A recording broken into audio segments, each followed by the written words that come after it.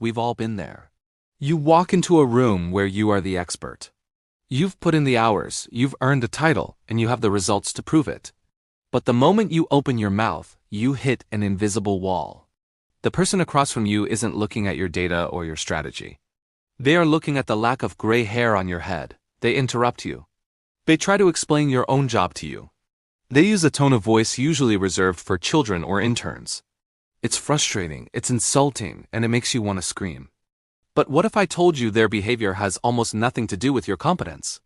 Today, we are deconstructing the psychology of people who believe age is the only metric of significance, and how you can quietly take your authority back.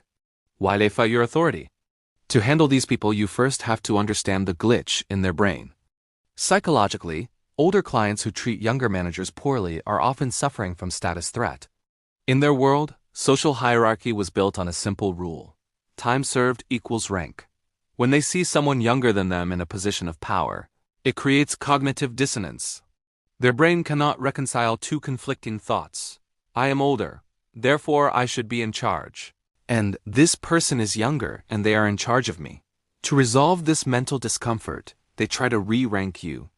They belittle you, ignore your advice, or test you to see if you will flinch.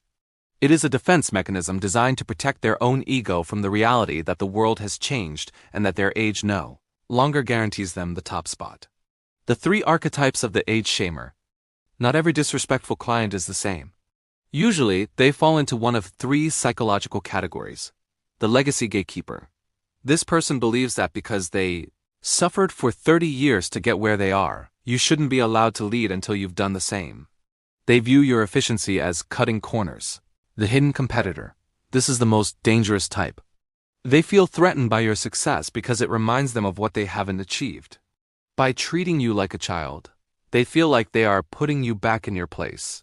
The heuristic thinker. This person isn't necessarily malicious. They are just lazy. Their brain uses age as a mental shortcut, a heuristic for wisdom.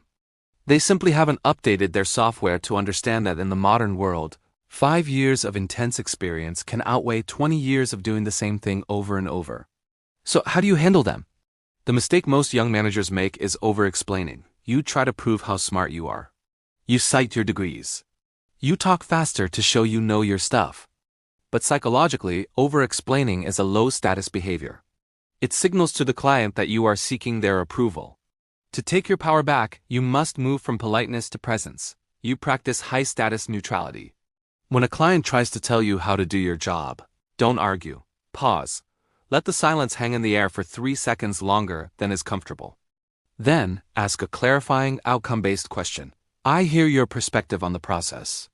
However, the objective we agreed upon is goal. Are we deviating from that goal, or should we proceed with the strategy that hits that target? By shifting the focus back to the result, you move the conversation from age, where they win, to competence, where you win. At the end of the day, you cannot control their bias, but you can control their access to your emotions. Being a manager at a young age isn't a lucky break. It's a sign that your skill set is evolved enough to handle the pressure. If they want to live in a world where only the oldest person in the room is allowed to lead, they are welcome to stay in the past. Your job is to lead them into the future, whether they like the way you look or not. Remember, silence is your strength, and your results are your resume. Are you a young leader who has been age-shamed in the workplace? Or are you a client who has realized you might have been dismissing the best expert in the room? Tell me your story in the comments. I'm looking for the type 4, the manager who finally stood their ground. What did you say? If this made you think different, hit subscribe. We go deeper into the psychology of power every day. Don't forget to like the video. It helps other young professionals find the armor they need.